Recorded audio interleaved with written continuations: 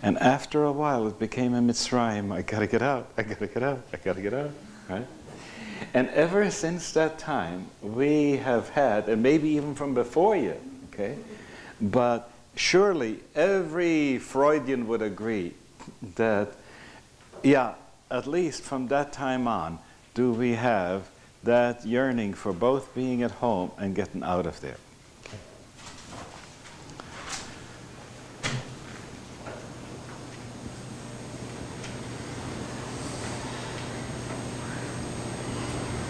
Now, can you understand that when I have this double yearning and I'm trying to make sense of it, it goes something like this. Imagine that this is not one fetus, but two fetuses in one womb. This is Jacob and Esau, the story of Jacob and Esau. Remember that story?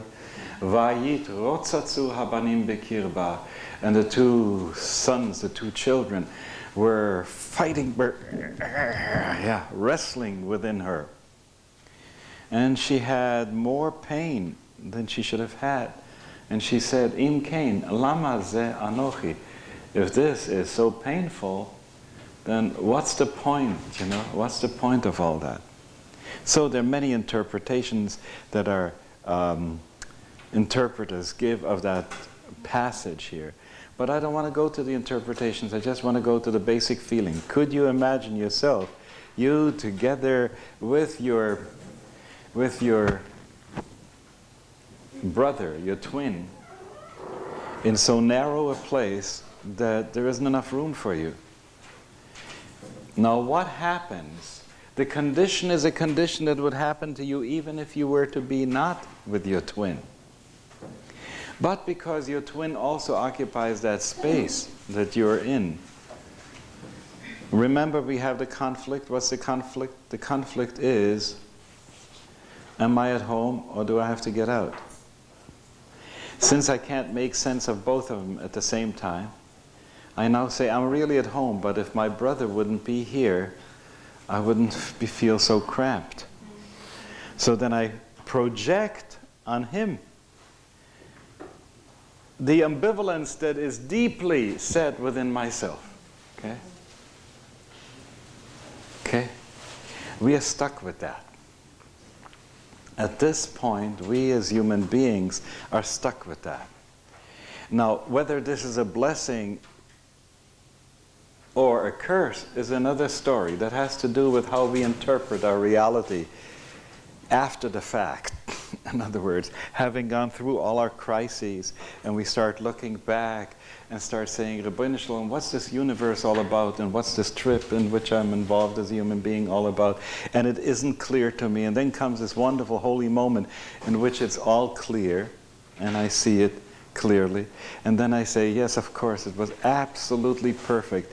It needed to have this conflict. It needed to have this bipolar thing happening inside of, because on account of that bipolar thing, I was able to grow. It was pushing me. So that each time the feeling of narrow made me grow, made me make a Yetziat Mitzrayim, going out of Egypt. And the more I went out of Egypt, the more I realized that as I was coming into the situation where I was, that was first my rescue. In other words, Joseph and the brothers, first, to come to Egypt, we'll have something to eat. How wonderful, we'll save our lives.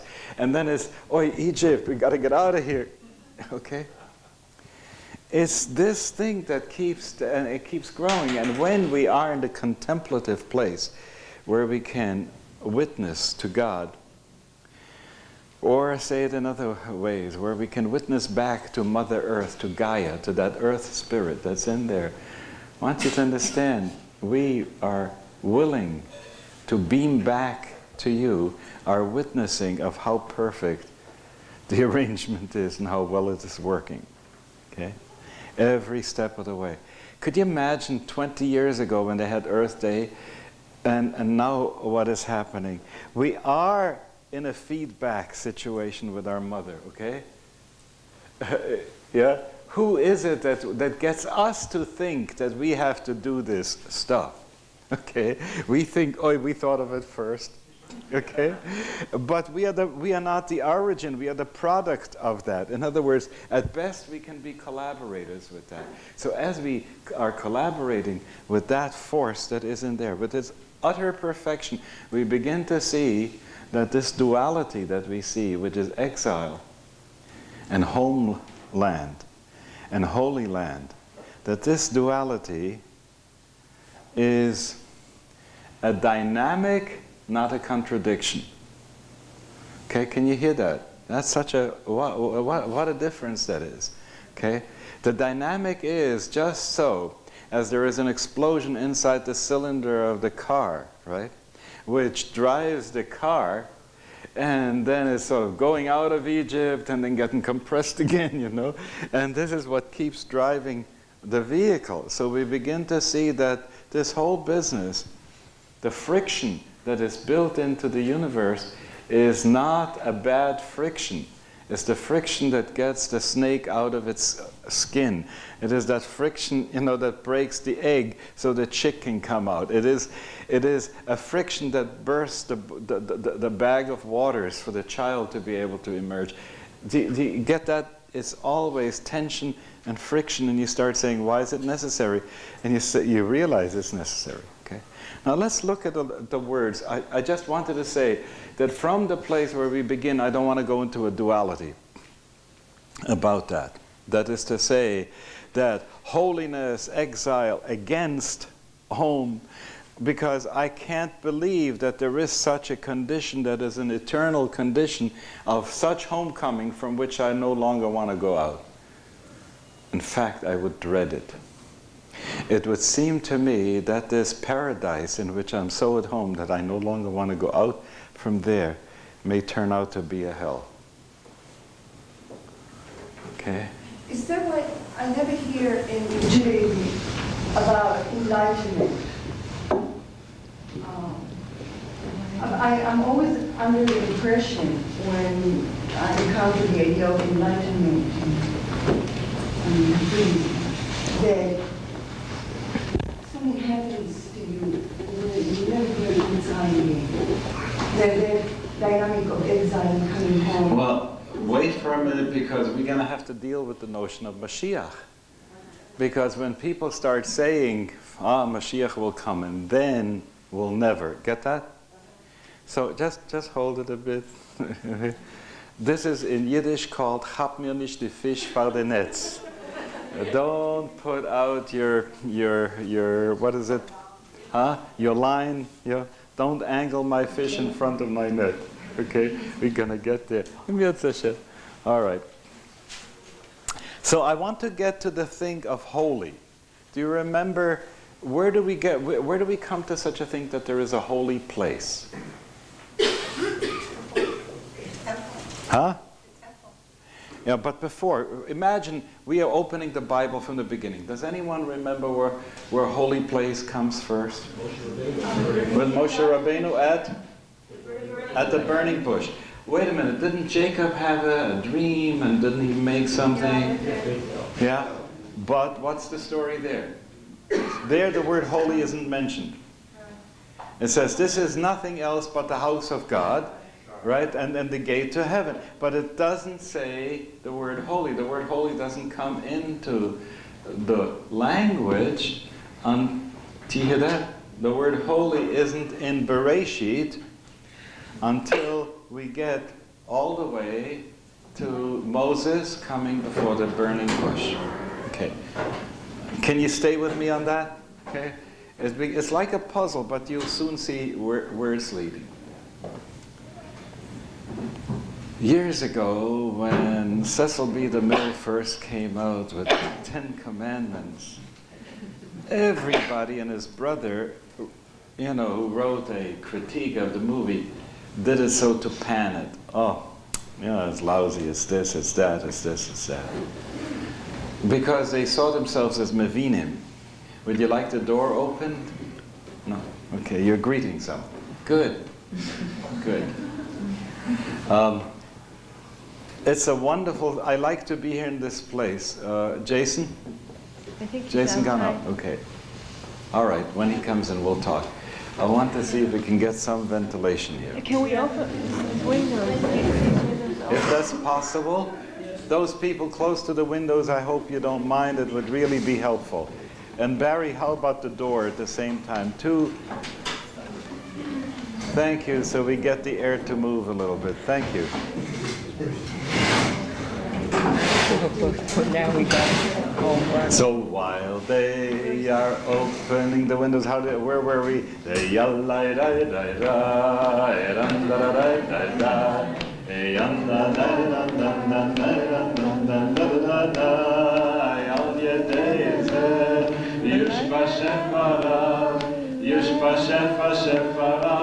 will have to do.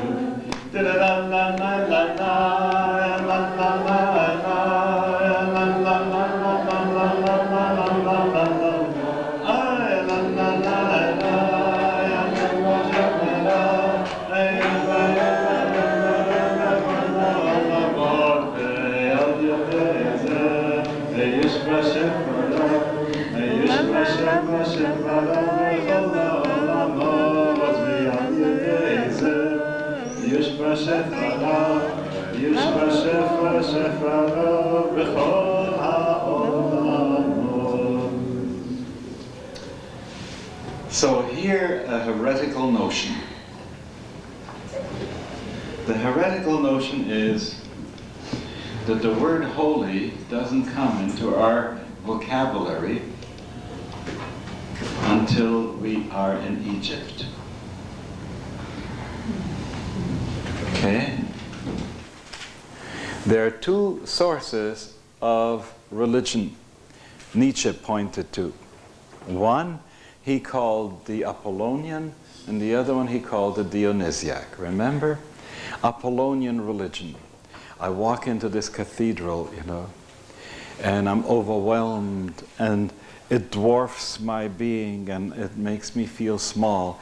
Yet at the same time, I become exalted in singing the hosannas and the hallelujahs. And get that? That's Apollonian. Like this, That's Dionysiac. So we would say one is ecstatic, the other one is contemplative, okay? Now,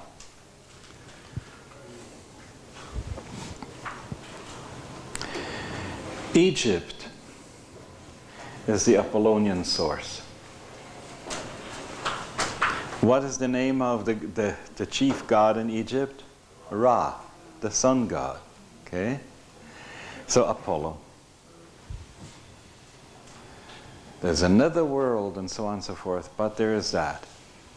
Now let's say we come into the desert where Moses is apprenticing, after he's apprenticed for all those many years with the Egyptian people, he now apprentices with the shaman in the desert. Okay? And who becomes his bad guy counterpart? Bilam, the other shaman, the shaman from the other side. You get that? Okay, so you have sometimes the shamanic, and it's dangerous. It can kill Moses if it wouldn't be for Tzipporah circumcising his sons. Remember, we did this all last time? Okay. And now you get to the other source.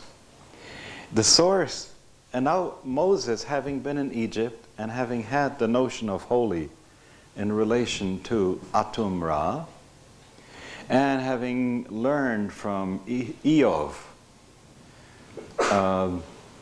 the shamanic stuff of the desert, he now comes to that place of which Jacob before would have said, this is a God gate, and had his vision, but he now comes with a different notion.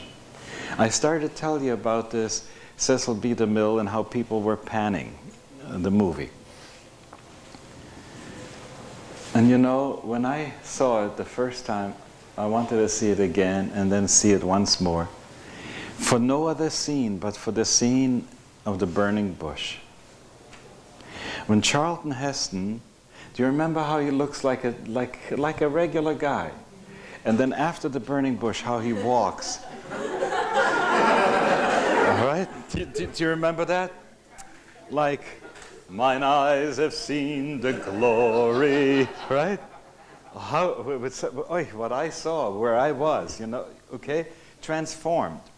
And it was so wonderfully played that I said to people who were panning it to me, I wish that on Yom Kippur at Ne'ilah, I would be where Charlton Heston was when he did that scene, okay? Because there is something about moving into a place that forces you to take your shoes off and to get to your knees, okay? This thing of getting to your knees, prostrating yourself in front of, in Hebrew, it's called, the word is kidah. Kidah v'hishtachva'a. Get that word? Kidah. It is such a prostration that when the Tibetans, for instance, say you got to do so and so many prostrations a day, they're talking about kidah. Okay? Now the ending ish, osh, but ish, is an ending in Akkadian which is an adjectival ending. It takes a noun and turns it into an adjective, okay? Like we do with clannish, yeah? Jew-ish, right? You get these ishes there. So they had the suffix ish in Akkadian had to do with a quality, with something that you would use an adjective, make an adjective of. So if the word was kaddish, which in Hebrew becomes kadosh and in Arabic becomes kudus, okay, is that awe space in which you feel drawn to your knees, okay? That awe space that says, take your shoes off, you're standing on holy ground. Okay. Having had that experience of holy in such a way, could you imagine yourself, you're Moses, okay, you're coming closer, and the voice speaks to you, okay? I don't mean like Cecil B. DeMille's, baritone, but, it's not that kind of a voice. The voice that's on the inside speaks to you and says, this is not a place where you walk with shoes on, okay? Now, what does it mean you don't walk in this place with shoes on? It has in itself the feel that you don't want to kiss the bride with a veil. It has the feeling that the place in which I have to be grounded in Mother Earth to be able to stand as a link between that which transcends, and that I got to take my shoes off. This is not a place where I can have leather between me and earth, okay? It's that sense, if you've seen some movies, the Pope comes to a different country, gets off the tarmac, of the plane. The first thing he does, he kisses the ground. Now, this is a guy who has to, so many times a day when he's doing his liturgy, kiss a cross, okay? So, to kiss, like we kiss a Sefer Torah, yeah? Could you imagine to get to the place where you kiss the ground, okay? Now that prostration in which you kiss the ground and you fall for it is kiddush, okay? In other words, the place that gets you to your knee to make that happen. So kadosh, kadosh, kadosh has in its sense, that place is such a powerful spot. Okay. Now if you have been in that position where a place got you to feel that, then every time you feel that feeling, there's a longing, you want to go to that place, okay? It is like saying, I want to defend that place. This place isn't going to be treated just like any other place. Don't you dare, you get that energy? Okay? You'd want to say to somebody who who doesn't respect this space in which you have had so much light and so much preciousness given to you, and that person doesn't want to respect it, can you imagine how angry you would get? How you'd want to defend it? Well, now go the other direction. I say, would you let me go to my holy place? And the other person says, sorry, Eintritt verboten, you know? You are not permitted to come here. What do you mean? What do you mean? You're going to cut me off from this thing? How dare you? You know, when you say, I can't go to my holy place, you better be prepared to fight. Do you get that? Let's go to one more round of this. You live in a time when there is a temple. You and I today don't know what that means the same way. Could you imagine that in Jerusalem we are living in Judea? This is the time of the first temple period, okay? King Solomon has just built a temple. The temple has been dedicated. Now, how do we know in the country that the temple is on? That somebody turned the temple on. Do you know what I'm saying? It sounds funny when I say that to you, but one of the Hasidic masters says, what does it mean? Why did you take the holy oil over the tent of meeting? Because it was dead until the holy oil was applied to it, but then it came to life. And when the menorah was lit, it became conscious. In other words, we are talking about a holy space not as an object. We are talking about a holy space as a special dimension of being, okay? That begins to send out vibrations. And that we feel is what makes us feel that we are your child of the universe. You have a right to be here. This is sort of the beam, you know. The homing beam that we feel that everything is okay, we don't have to be alienated. The temple is on. You know, you come into not all churches, but some churches. You walk into church and you see a sanctuary light. You know, and I guess you have the feeling that you walk on tiptoe here, because it's on. You come into other churches, whatever, synagogues, and you find the place isn't on. Do you know what I mean? It's a place.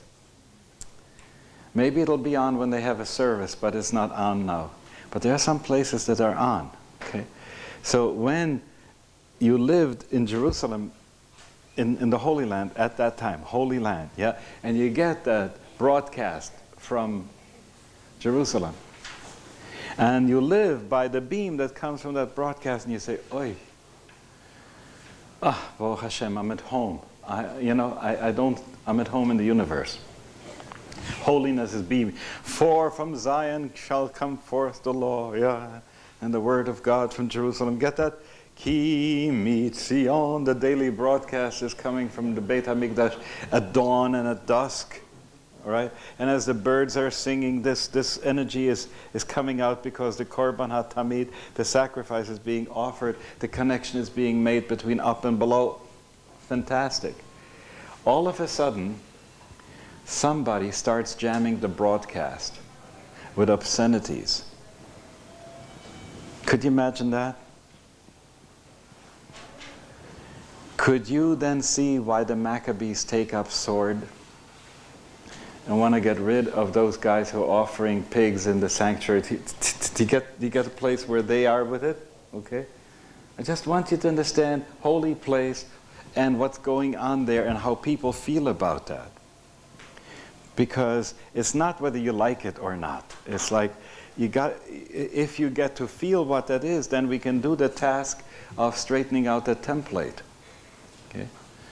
So when you get to see that the place from which you have been expecting a holy broadcast is now sending a subliminal filled with obscenities, it drives you crazy.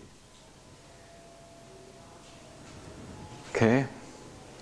I mean, you take a look at the way in which it's going on some channels in TV, and during the time or before the scandals, became public and what have you.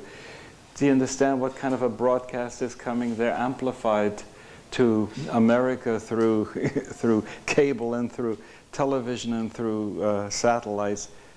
It's a fantastic thing if you begin to understand this in terms of media.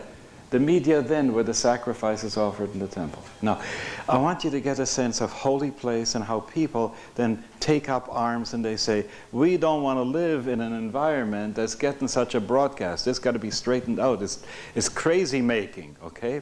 And then they come in and they rededicate the temple and Hanukkah is becoming, it's like, I can breathe again.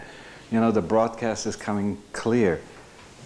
It doesn't bring me any more the crazy making stuff. Okay?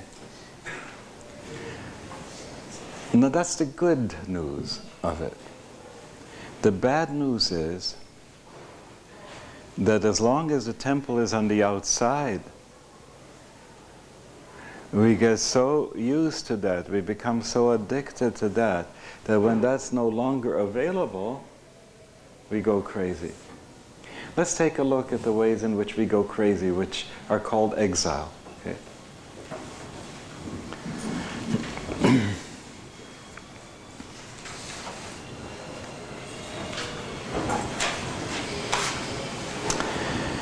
Cain has killed his brother, and God is making the mark of Cain on him, and he's sending him out. And as he is sending him out, Cain says, everybody's going to see me, he's going to kill me. God, I can't walk around like this. And he gives him the mark of Cain. Do you remember that passage in the Bible? No, he's going with the mark of Cain, which says, don't you dare to do to this person what this person did to somebody else, because then the karmic chain is going to continue and it's going to be really bad. Hands off this guy, okay? That's basically what the mark of Cain is about. Along with that, if he has to walk around with the mark of Cain on his forehead, which is like saying, don't have anything to do with it, don't get tangled up with this guy because it's really not good. That feeling of being so cut off, so lonely, so alienated, is a feeling that in Hebrew you call na-venad. Have you heard that expression? Na-venad. Na means to move, venad, and not to be. You move from one place, and you aren't at home that place, and you got to move to another place, which is talked about in such a form that they say, where you sleep one night, you don't sleep the next night. And to be na-venad was seen at one time by the people who were penitents as of the greatest form of penance that you could possibly be involved in, because it meant na-venad. You weren't at home. You were at the mercy of your not at homeness. Okay? Can you imagine that alienation? So whenever the story is told, whether it's of the Flying Dutchman or, I'd like to ask some of the people who sit there, let's take 2 minutes out, bring your chairs over here so that we don't have the congestion there. Could you take time out for a moment and stitch back in your mind, we were in a good place, okay?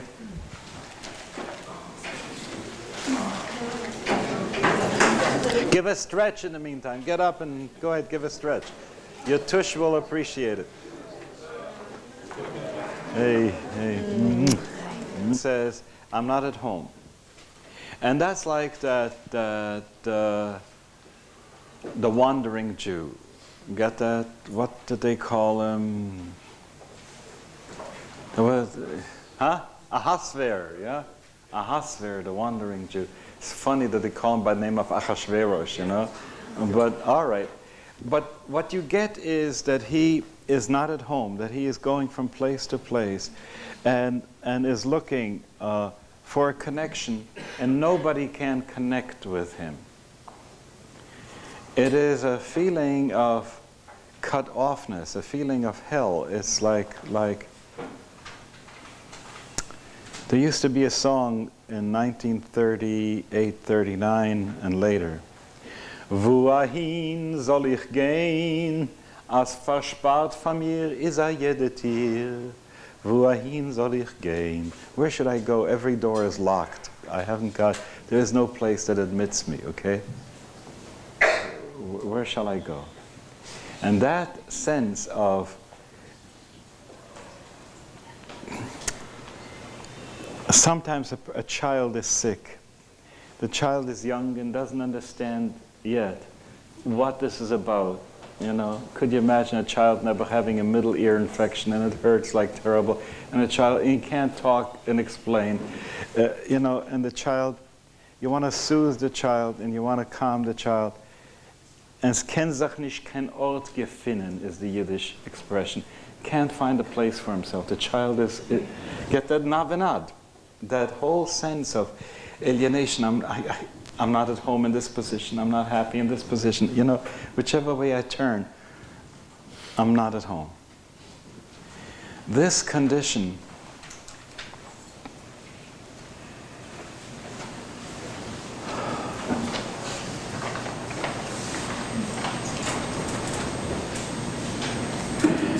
when opposed to the condition of having a holy place where you can go to and find sanctuary and safe space and feel at home and be able to relax and say, I belong here. I'm a child of the universe. I have a right to be here. It is as if there flows to us a light that says, you're my child. Today I've begotten thee, you know. This born-again feeling that comes to people sometimes when we feel, oi, it's good to be alive, you know. I'm wanted. I'm not an oops of God, you know. I'm wanted. And this wonderful, wonderful feeling that we see both as the at-home. Add to this at-home feeling, yet the awe and being overwhelmed, you know. Not only that I, child, am at home, but I, child, and parent are one. That this whole environment and I are one. And that I am not just a small part now, because that's what the awe, the holiness of awe brings to that. And you have a notion of what holy place can be. So, having put these two things together, let's go and take a look a little bit at the Middle East and some of the things that we experience there and see what can we do to help.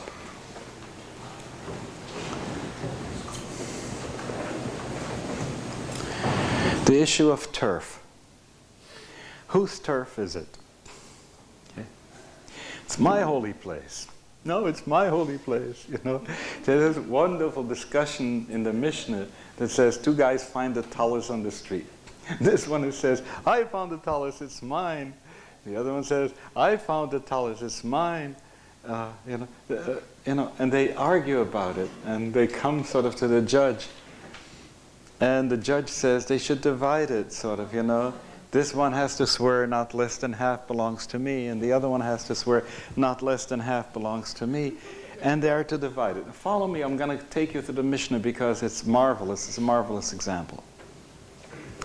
So the rabbis in the Talmud later on argue and say, if he is saying, the whole talus belongs to me, why should he swear not less than half belongs to me? Then he should be swearing the whole thing, that his argument and his oath should match. You get it? So the Talmud says like this.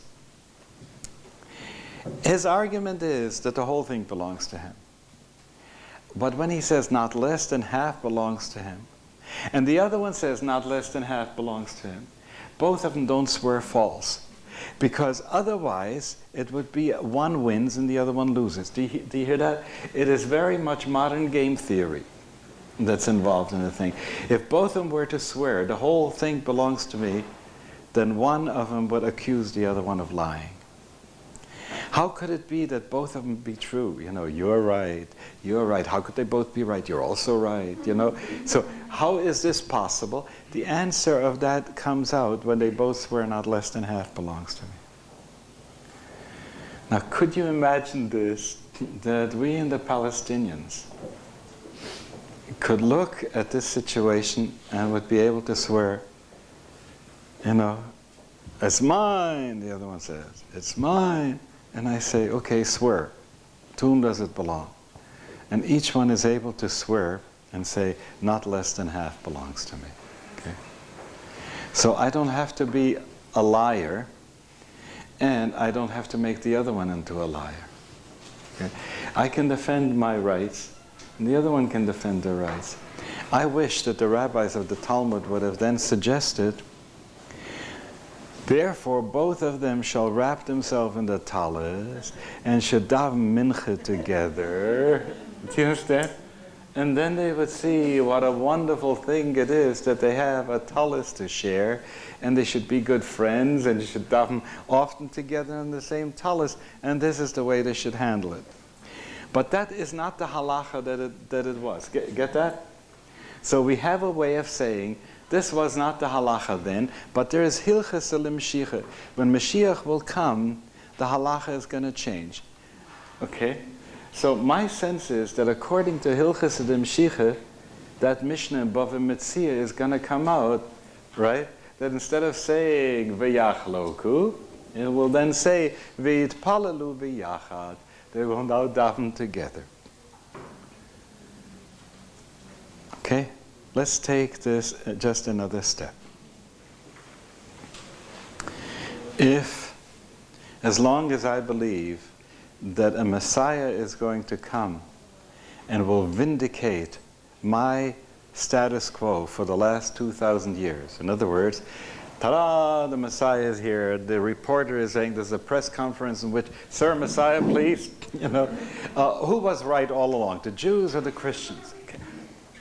And everybody is like watching the lottery, what's the next number that's going to get pulled, is watching, what's he going to say, what's he going to say? Now, in the past, the expectation was that he will say, or this group or that group was right, okay? I'm here, I want you to know that I'm here for the second time. No, okay? Do you understand? Could you imagine there would be lots of people in the world who would want to see that outcome? There would also be lots of people in the world who would want to see another outcome. He should say, you know what?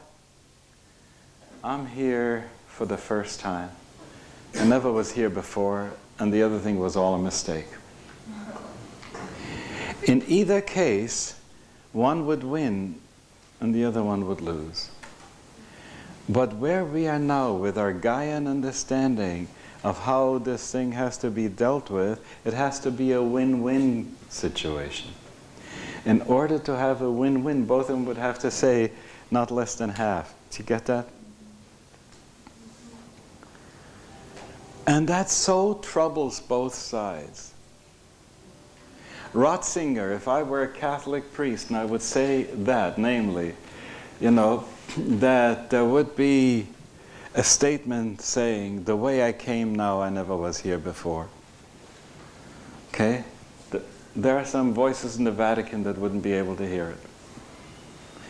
And there are many voices on our side of the fence who wouldn't be able to hear, you have been hollering all the time, Mashiach should come, I've come, and I've come, and I've come, and I've come. In so many ways. I've come for polio with Dr. Salk, I've come for... You get that if you start looking how the little Mashiach points have arrived along the line, and how more and more and more of that is coming. This is not the last time I'm coming either, Do you understand that? Looking at it from another dynamic. And what I've been saying all this time now is that if we can live to that perspective, wherein we could begin to see, first of all, I'm now replicating, okay, that it isn't an either-or situation between home and holy land.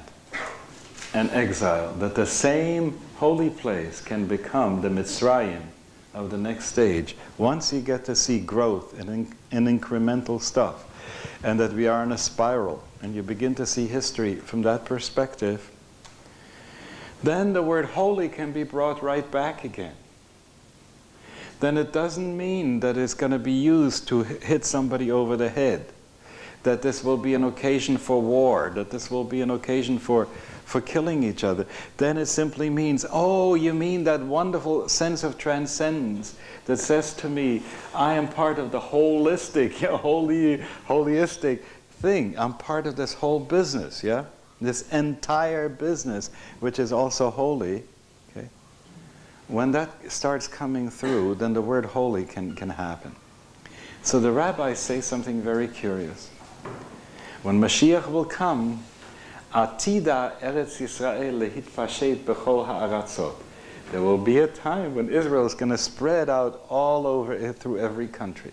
So every country is going to be the same place where my house will be a house of prayer for all peoples. You get that notion? That there is an understanding that it can't be localized. Okay?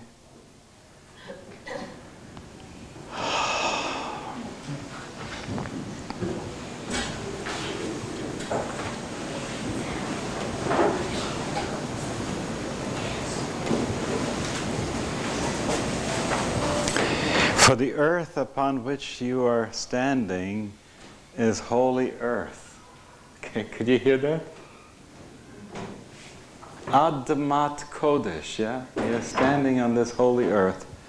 The more you get to see that sense of holiness brought back again to the earth on which we're standing. And it says, do you want to know what the word in Hebrew is? I so love Hebrew. Yeah, I really am in love with that language and with what shines through. Do you know what na'al, the Hebrew word for shoe? Shal ne'alecha me'al raglecha. Take off your shoe from off your feet. That's what, because you're standing on holy ground. Okay? No'el delet is to lock a door. Na'al, man'ul, is the Hebrew word for lock. Regel is foot. Hergel is habit. Take off the lock from your habits. Okay? Because you're standing on unprecedented holy ground. You are in beginner's mind. Nothing is as it used to be exactly before, okay? Can you allow for the real possibility that everything that you have learned up to now can be not influencing the karma of the next step? Do you understand what I'm saying? There's a way of saying in Yiddish, and it begins in Hebrew, me'akiv de geula. This person is holding back the redemption. You've heard that expression, yeah? As me'akiv de geula. What's the point of that? It goes something like this. When I insist that I should be vindicated, do you hear that? When I insist that when it's all over, they'll come and say Zalman was right all along, okay? Then I'm holding back Mashiach. Why do I want Mashiach to come? Because I'm saying I don't have it all together. I don't have it all together. If Judaism were to work so well, what do we need Mashiach? You know, how if Judaism, when applied, would work so well, then how come if you're so smart you ain't rich? You know, how come if we are so good at the thing that we don't have peace? How come that there is an impossibility to create a unity government in Israel? How come if you're so smart, yeah, if you really have it so together, how come you can't get it together? So there is something in there that says we need some help to get past the place where we can't get it together. And you know, the irony of the whole thing is going to be that the people who we consider to be the other side may have the other part. Okay? If ours and theirs were to fit together, then both of us could do it. Okay? The recognition, if I were to set this thing up as an educator, an experiment behind one-way glass, okay? And I put these people in, and I say, listen, I'm not going to let you out of here until you make peace.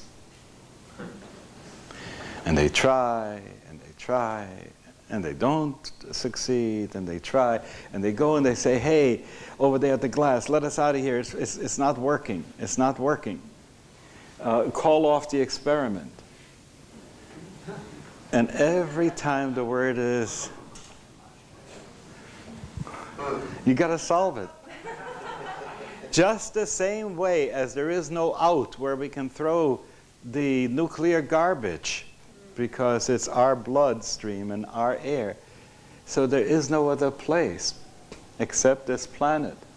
And we'll have to get the savvy and the perestroika of our mind and of our cosmology to be able to handle both things. Both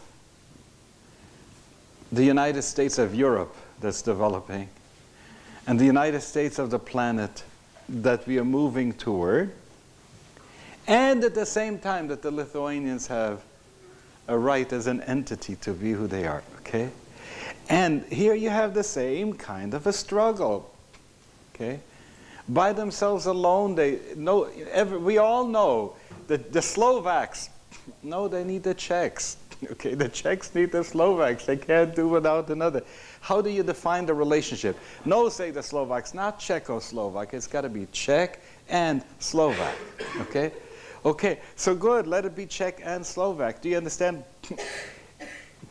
Soon Gorbachev is going to have to deal with the Ukraine, and he'll have to deal with all the other parts that make up the Union of Socialist Republics, each one of whom is going to want to do their own ethnic something. And until they get a chance to do that something, to some extent, to some level, they won't be able to learn how to collaborate either.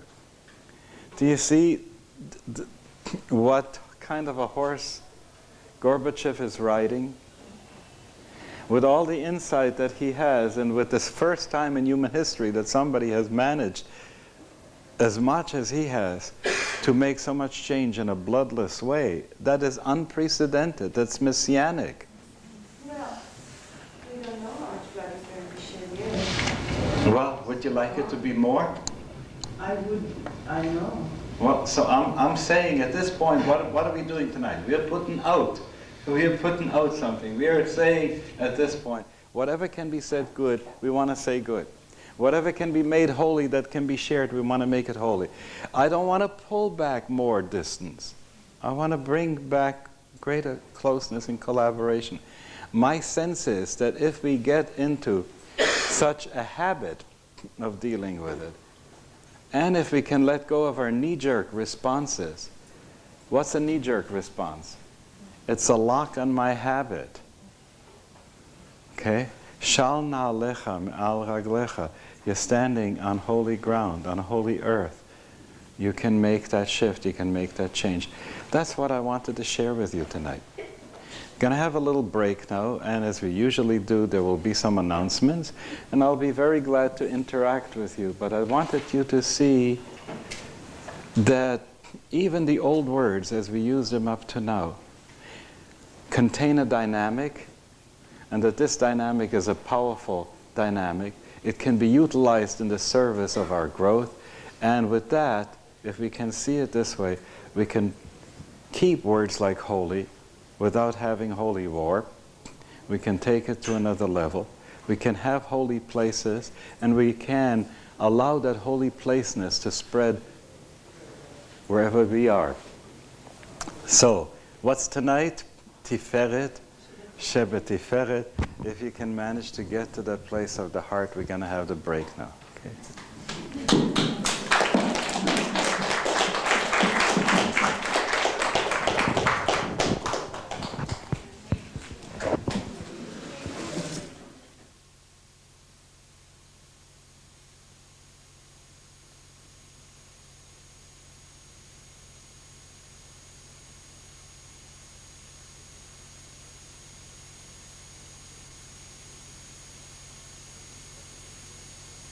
Like to have you look with me at these other two words that I didn't do much with. The word galut, which stands for exile, is also related to the word galol, to turn. You know, it's like exile is almost like when a thing has been taken a turn down. And the word for wheel in Hebrew is gal. Get that? Galut. Galut. Okay? The sense of having been removed from the place. You were a rolling stone in a way, and you didn't stay in the same place, okay? Sort of kicked around. The other word that I have here is for the divine presence, and I wanted to point to this here. One of the problems with the word holy is that it is only a half of God. When you say, I'm about to count Sphira,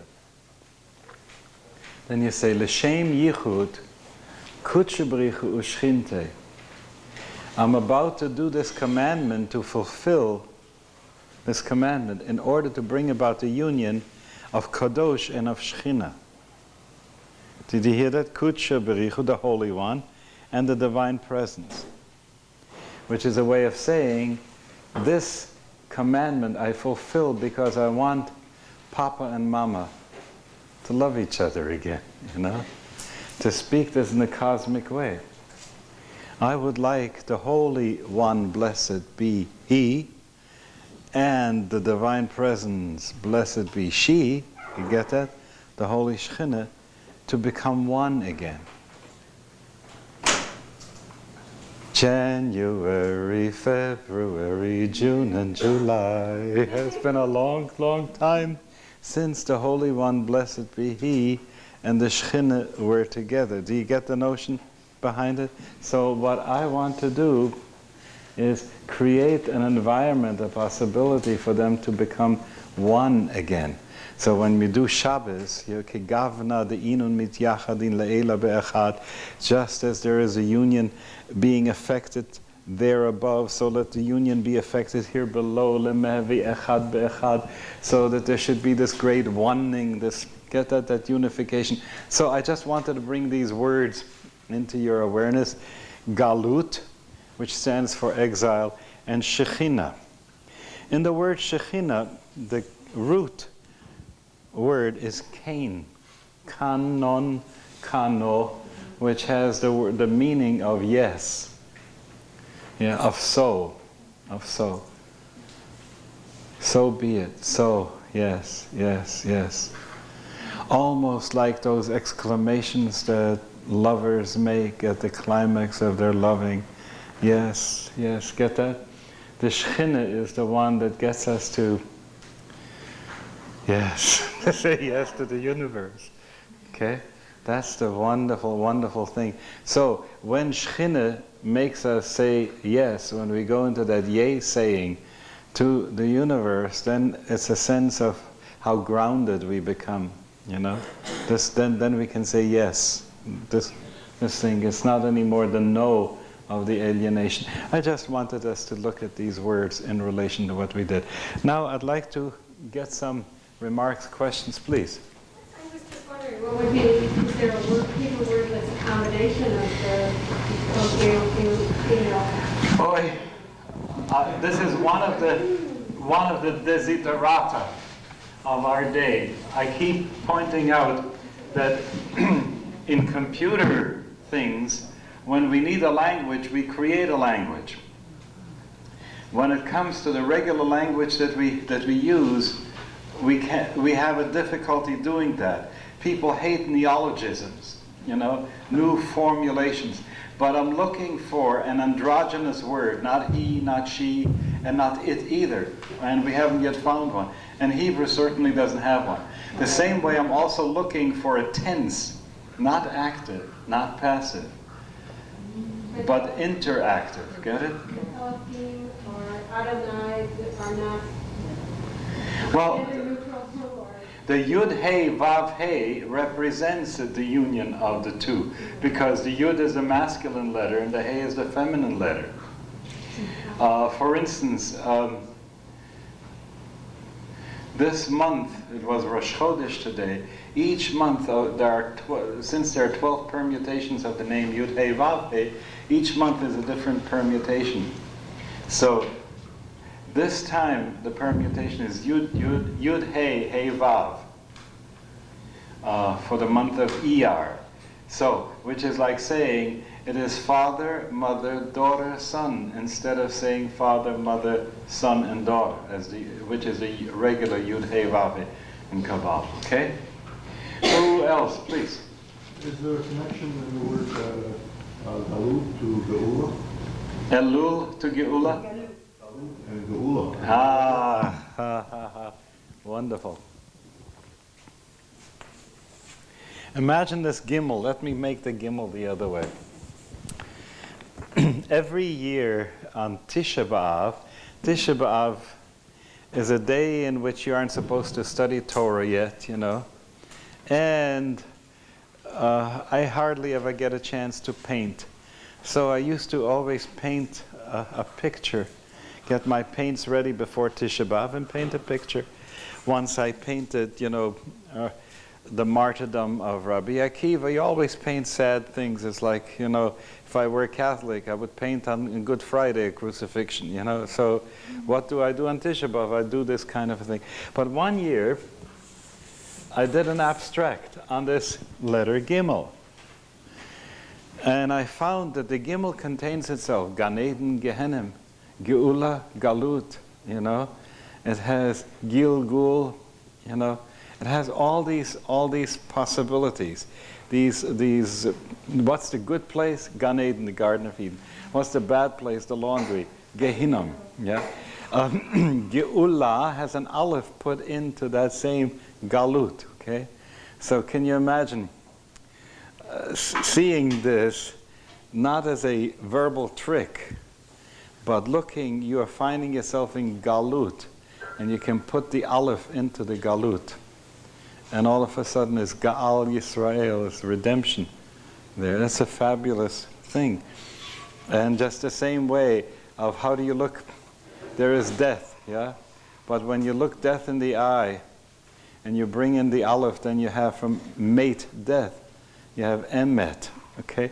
The aleph is a very powerful letter when brought into some things. Even in the word chet, sin, the silent letter in the word for sin is the aleph behind it, as if to show you think you only made a sin, but there is an aleph. Okay, there's so much wonderful stuff that goes on with that. Yeah. Thank you. Anyone else? Please. I feel like I'm not quite at the aha space about Mitzrayim and Holy Land. Yeah. About the connection between the two. I feel like there's a couple of pieces you said here, a couple of pieces there. I'm not, there's something about the connection I'm not seeing. Uh-huh. So you started to say something about Jacob and Esau. Yeah. A very nice image, but I can't connect that with the Okay, so the point that I was making was that Jacob sees in Esau, and Esau sees in Jacob the enemy. So each one, therefore, is in this crazy position that the ambivalence that they carry in themselves gets projected on the other, and the other one is a bad guy because of what's happening inside of me. You get that? So, if we look at Palestinians and they look at us, we are doing the same kind of stuff. We're in love with the same land. Two of them are holding on to the talus. Okay, that's how I moved with this. Now, when it gets to the place that we recognize that the same being, having grown into the next level of growth, that the next level of growth becomes the constriction. You know, it's like the Peter principle. You work yourself into that place where you're no longer effective. You rise, you graduate, you know. You're doing a good job here, then they promote you to the next one. Then you promote you to the next one. Finally, they got you so promoted that they got you to the place where you're no longer effective. Okay, that's called the Peter principle. So that which was a redemption before becomes now the new level of exile. But that seems, it seems like if you're being holy and you're going to find yourself in Mitzrayim. Yeah, because yesterday's holiness is a Mitzrayim for today. Could you imagine if I walked in here with a sheep, you know, and would slaughter the sheep and you know, and make a fire and sprinkle you with blood and do all that kind of stuff, which at one time had fantastic power, okay? Today it wouldn't have that power. So this is what I'm getting at, and there are some issues like this that has to do with growth. Look here. There was a man by the name of Lawrence Kohlberg. Any of you know that name, Lawrence Kohlberg? Okay. He taught at Harvard. He was talking about 6 stages of moral development. And he points out that what is a high stage of moral development for one level is a low stage in connection with the next level. First, a child human being learns in a behavioristic way, yeah?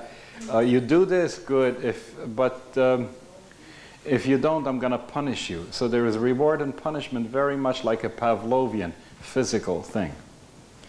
Then you graduate from that to the place where approval of the group and disapproval of the group becomes your reward and your punishment.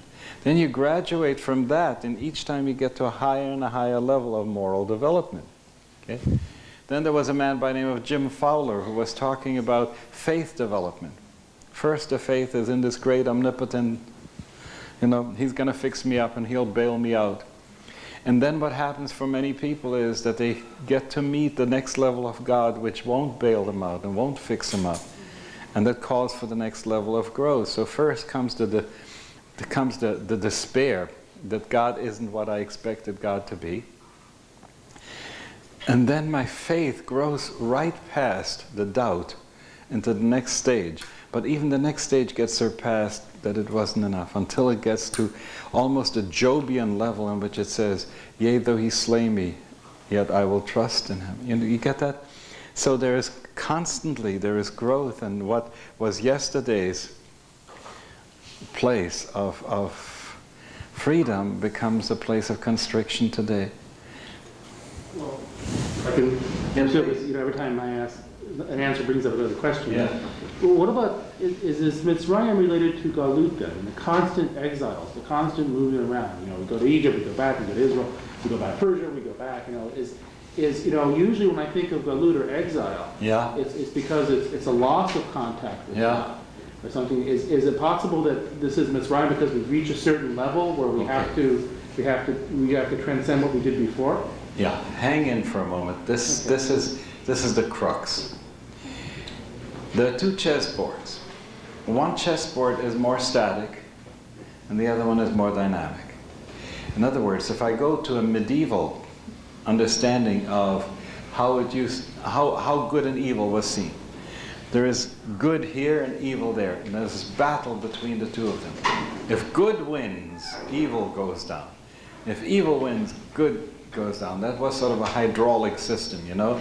You push down evil, up rises to good, okay? It's a good system. Provided nothing much else changes. Do you understand?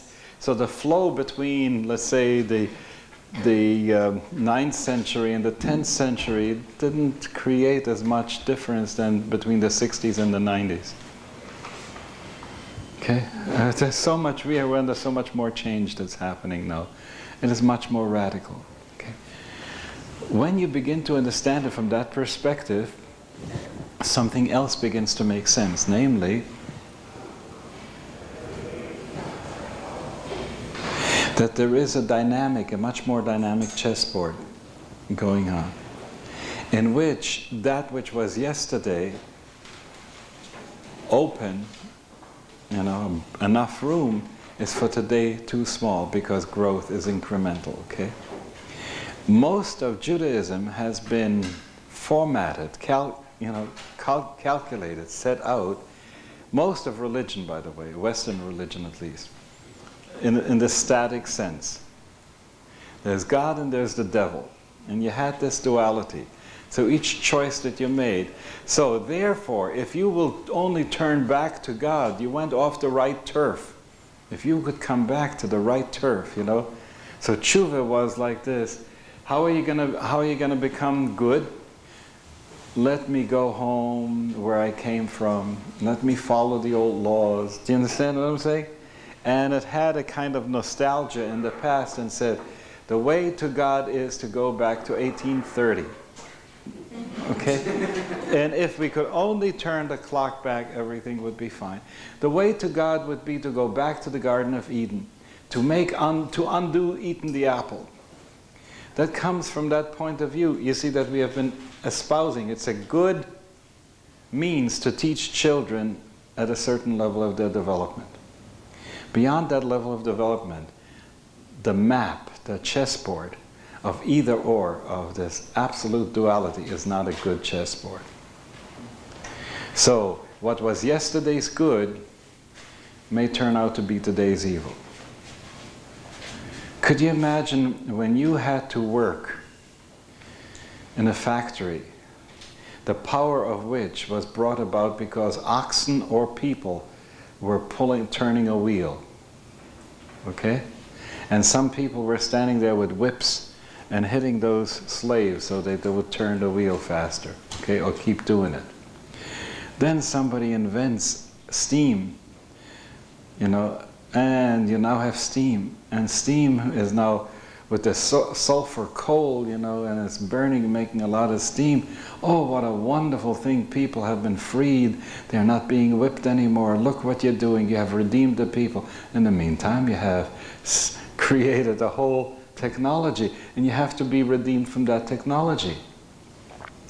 That's why I once wrote this article, Jerusalem and the Ultimate Redemption. That in the ultimate redemption, Jerusalem becomes liberated from being liberated. Do you understand? All the time was being liberated. We liberated from the Jebusites, and then Nebuchadnezzar liberated from the Jews, and then we liberated again from the Assyrians, and then the Romans liberated it from us. You get that? And then it comes, then the Arabs liberated from the Romans, and then the Crusaders liberated from the Saracens, and Jerusalem is the most liberated city in the whole world. And someone could do Jerusalem a big favor to let go of liberating it already, and say, Genug, enough liberations. Now you're finally redeemed from liberation. Do you understand?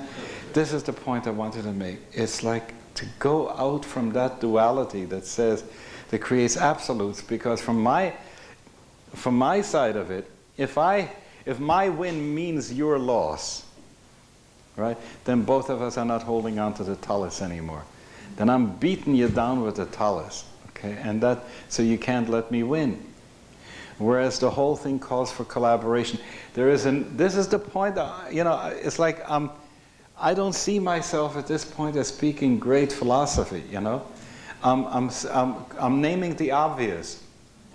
I have such a sense that this is so obvious to all of us, okay? And yet, when you have dialogue within a religious framework, very often that obviousness disappears, and we say, but it's not traditional. Of course it's not traditional. Traditional was what we learned when we were 5 years old, and now we are 7 years old, and we need to learn on another level of moral development, okay? All right, please. How do you relate what you're saying about that to counting the Omar and going up? Well, what was yesterday a good counting of the Omer isn't adequate for today. I mean, that's pretty clear, that every time there's another sphere that I have to count. You see, it's an amazing thing, but I can't do this now. When we're dealing with the sphere, that's going to be tomorrow. You know, we're going to start out there and talking about the descent and the ascent that's simultaneously going on with that. The book that you have, is there one available that says what day is what? Yes, and I'll show it to you afterwards. It belongs to Jason, and you can order it from Ted Falcon. That's one edition of it. The other edition is from Jonathan Gershom. And I don't have a copy of it here, but it's a very beautiful working of the counting of the Omer too.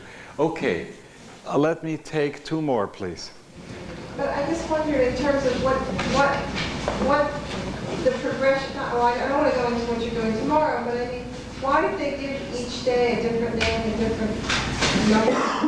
It is, could you imagine, I want to fix up this light. The light that comes from here is a spectrum of 7 colors, okay?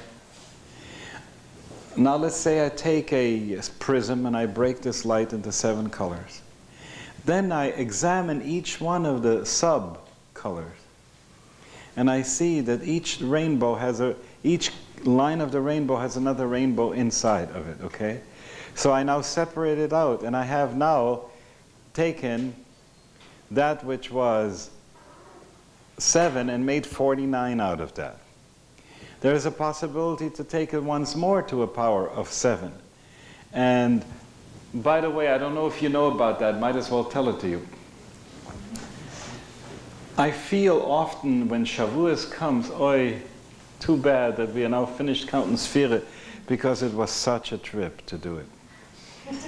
You know, it was so much awareness was coming down every day. Do we have to stop? So there was a Rebbe, he was known as the Ishbitzer, who pointed out, this really very nice tonight, okay?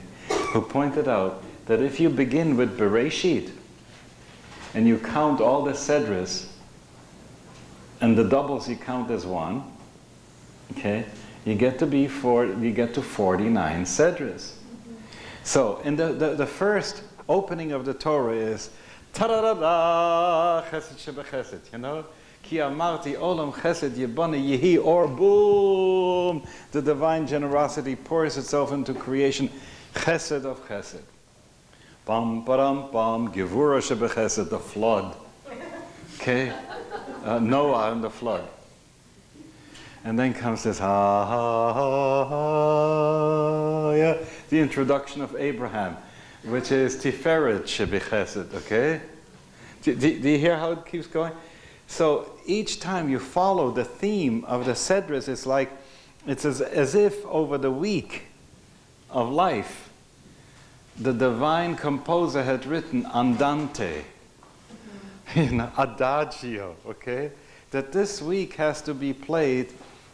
Now, what's the week in which the Torah is being given the Sedra of Yitro? Is Tiferet Shebetiferet. Isn't that far out? Well, I don't know. This, for me, it's a big aha. Maybe it's only a mini aha for you, but for me, it's a big aha. Yeah, that the heart of the heart, the Tiferet of Tiferet, Sedra, should be the one that's Parshat Yisro, in which God says, I am the Lord thy God. I find this to be one of those big boom insights. Okay, one more, and I think we have... okay. It's nice talking about the mystical aspects. Passover, and we talked about more of the esoteric aspects of our own self, our own personal self, and our own personal exile, and in relationship to breaking habits. Yeah. And kind of seeing things afresh. What did the Jewish mystics do from a Kabbalistic standpoint to become anew. One of the things that you mentioned was following the halakha, in terms of as being prophylactic, in terms of freeing oneself from habits, although, as you and I know, that doing even the halakha can become very mechanical unto itself, and I sense that the Kabbalah has more to say about that. And I'm just wondering, and I know that's probably a long answer to give, but just to taste a little bit of how you respond to that. Okay.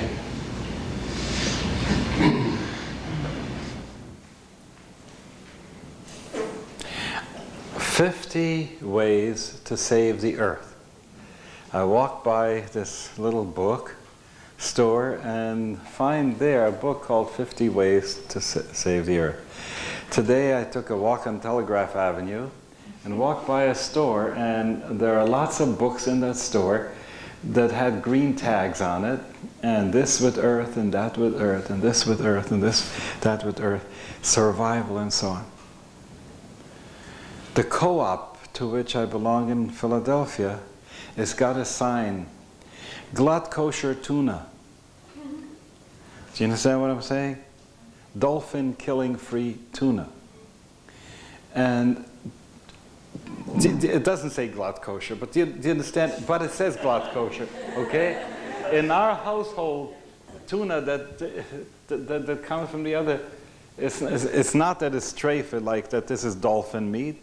It's target tuna meat, but it's tainted tuna. It's not glatt kosher anymore, okay?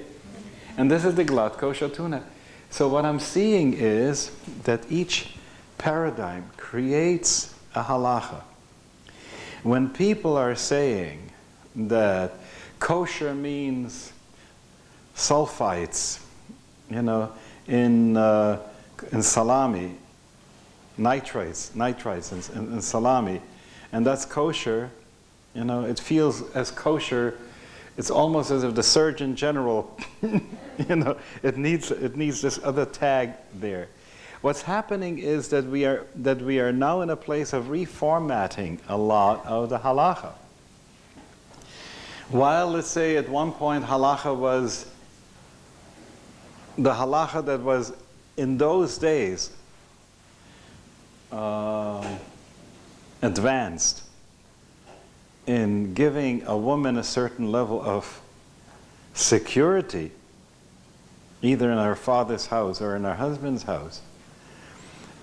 For today, it is discriminatory to women. It doesn't create an egalitarian thing. So when I start looking at where are we at, what are the things that are agitating us, it's not that we want to live without halacha in the new paradigm. What we want is appropriate halacha for this period of where we are. And one of the most exciting things that's happening, we could talk later, this is the last one I'm going to do now. One of the most exciting things that is happening, I want to tell you about. This or next week, there will take place in Texas a meeting in which a certain Reverend Wendell, did you hear, not Wendell, Wendell Jones, is calling together some Christians and bringing some rabbis from Israel, Orthodox from rabbis together with those fundamentalist Christians in Texas to have a meeting about the 7 commandments for the sons of Noah. Can you hear that? If you were to ask an Orthodox Jew, a real frum Jew today, what is it that I can have dialogue, according to the Torah, according to strict halacha, what kind of dialogue can I have with a non-Jew, religious dialogue? He would say, talk to him about observing the 7 mitzvahs of the sons of Noah. Okay? By deciding not to eat of an animal while it still is alive, even if you eat meat, then dispatch the animal in a decent way first. Keep the laws of decency, don't offend in incest and adultery, don't take, don't steal, all those 7 things together to create a forum in which people will say, we stand by these 7 commandments that the sons of Noah have to keep. What this is creating now is the possibility of a dialogue with the most orthodox side. This is such a mind blow. I can't tell you what an amazing thing this is.